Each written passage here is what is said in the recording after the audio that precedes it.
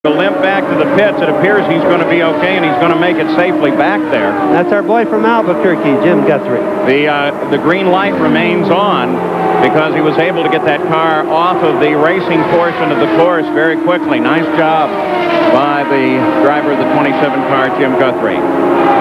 The fire's already gone out on the right rear there.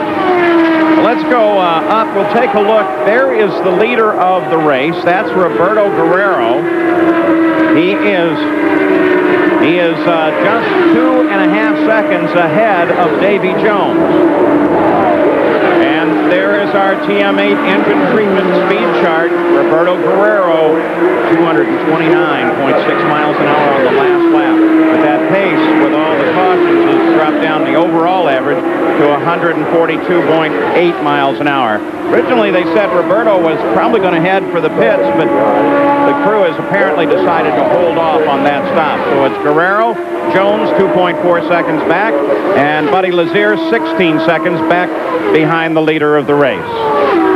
The battle between Zampedri and Richie Hearn, for the moment at least, has broken off. So we'll be back with more action from the Indy 500 after this message and a word from our ABC stations.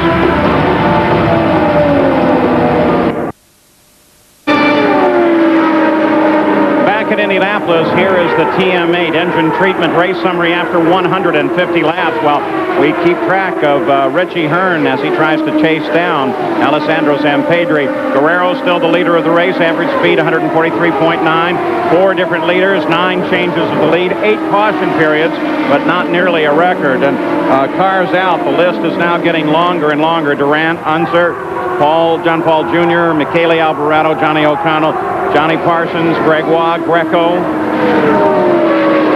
Gardner, Stewart, Murphy, Gozick, Velez, Ruff, and Dismore. Those are the drivers out of the race right now. There's Davi Jones as he circled underneath Lyondike, who heads for the pits. He's well off the pace. Jerry Punch? Well, Paul, we went to commercial a moment ago, and Buzz Calkins was 8th. Now he stands with me. Buzz, just something suddenly happened to the car? Yeah, I think we had a right rear upright go on us, and so I'd come down through turn 1 and 2, and the car was all over the place, so we just brought it in. I don't think we can do anything about it. Not only does the race go away, but also the championship, unfortunately. Yeah, that's what the most unfortunate thing is. You know, we were running in a position where we could have won the championship. Everybody else had dropped out, and so that's the frustrating point of it, but, you know, we'll get it next year. Very talented young man. You'll be hearing his name a lot in the future. Buzz Calkins. Paul? As a reminder, that reference to the championship is, as we have mentioned, that the IRL ends their racing season with the Indy 500s. That means it'll start in one year and end in the next year, and this is the end of the first IRL season. Guerrero, Jones. Jones is beginning now to really close down on Guerrero. We expect the leader to be in very shortly. Jack Arut's there keeping track of that story. There's the leader, Guerrero. See Jones sitting just back. I'll tell you something else. Further down the field, they're a lap down, but Scott Sharp and Danny Ungaias are running some awful quick laps. They're both up around the 228, 229 mark. And, you know, they're only a lap off the pace. Guerrero keeps holding out. I keep thinking he's going to pit just any minute. He keeps going another lap. It's going to be interesting to see how long. He's looking for a yellow, or hoping that he gets a yellow flag for his pit.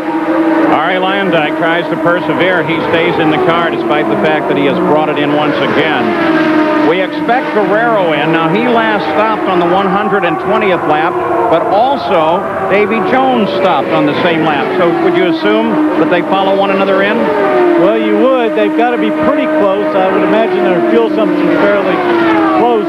That's the Ford Mercedes, but Bobby, something that you mentioned, you know, he's staying out there waiting for that yellow, but as we've seen, if the yellow comes out, Ari Lyondike in your upper right-hand corner of your screen getting out of his car, not the greatest day, but Bobby, if he does that, we've seen it wait 2 and 3 laps to be able to get in the pit. That could be cutting it too close.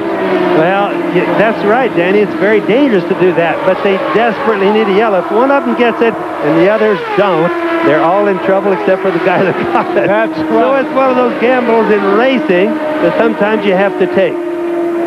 Eliseo Salazar running in 7th place comes in. That car continues to run despite his contact with Lyondike, who now finally climbs out. And here comes the leader of the race as Roberto Guerrero comes off the track, gets it down under 100 miles an hour, which is just like crawling for him.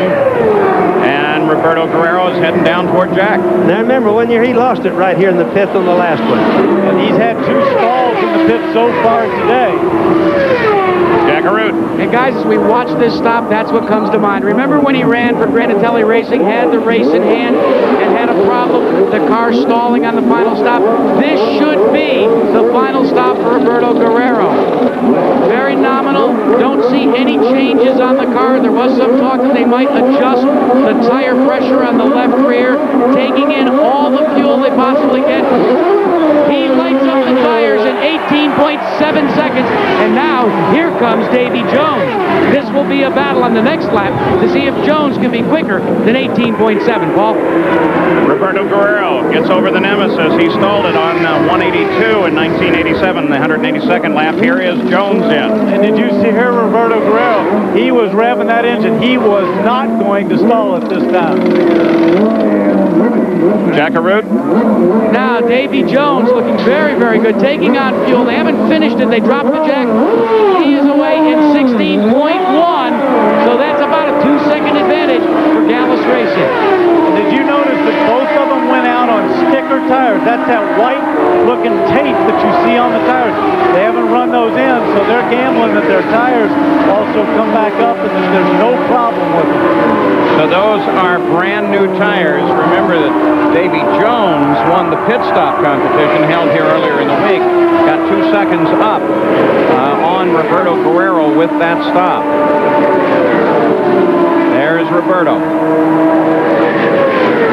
Roberto just turned a very quick lap, but the real quick one is Richie Hearn. Yeah, he's been running fast. He's been running fast for the lights. Oh, boy, the yellow comes out. This is going to hurt. When? Whoa, whoa. 2 cars together there. Like Lynn St. James, we want to be careful on the identity of the other car. We think it might be Harrington, but as we said earlier, those cars, it looks to be the 44 car, the yellow and black one. That would be Harrington. So the yellow comes out, and it comes out at a time that serves the disadvantage of Roberto Guerrero. You want to know how close it really was, troops, in figuring out, for example, Guerrero and Jones. I had it figured out on my side of the street over here where Guerrero might have had to stop without this yellow at 198 laps. Jones at 199 laps, of which they would have gambled and gone all the way. Replay, as they came across the first turn, they got together. Boy, I didn't see it at the beginning, but it looks like they got into it going into the corner, Bobby. Yes, and unfortunately, Danny, I can't see any more than you did. We'll watch another replay here. Oh, that's close right there. Parts are everywhere. Just look at all the things the person could hit. There'd been a lot of cars there. Yeah. Another way to look at it, camera mounted just on the outside of the wall. Boy, they lost it way before the apex. I've got a feeling, Bobby, that what happened back there is somebody was, they were too abreast or close enough, and somebody tangled at the entrance to the corner and didn't see the other person. That's exactly what I think. They touched it a little bit, causing both of them to get sideways. Both drivers out of the car, Lynn St. James and Scott Harrington. They're walking Lynn over to the ambulance, but at least she's under her own power. Jack Arute. Well, Paul, take a look at Ari Lyondike's hand. You can see a bruise from wheel snap when you were involved in that accident. Give us your account of what happened exiting the pits, Ari. It was a surprise to me that I got hit, but I would really like to see the tape before I make any comment. I thought I was in my lane. I thought I was where I was supposed to be. So it did us in. I think we were, I was doing a good job of just kind of staying up there up front, and my car was really pushing in traffic, and I was just biding my time, making it good in the pits. So, we were only halfway at that point, not even, and still so many laps to go. So, unfortunately, I stalled it in the pits. I guess a consequence of that was the crash leaving the pits. So, maybe I should blame myself, but I'd like to see the tape first before I make any real comments on what happened out there. But it's a shame. Paul, so many people said since his win, this was the best shot this man had to win the Indianapolis 500. Let's check in with Jerry Punch. Well, Mark Dismore, you had some great laps out there, but finally called it a day back in the garage here. What happened? Jerry, it looks like maybe we broke a rod, would be my guess. We're just puking a whole lot of oil out the bottom of the car, so I'd have to say a connecting rod probably let go. What happened?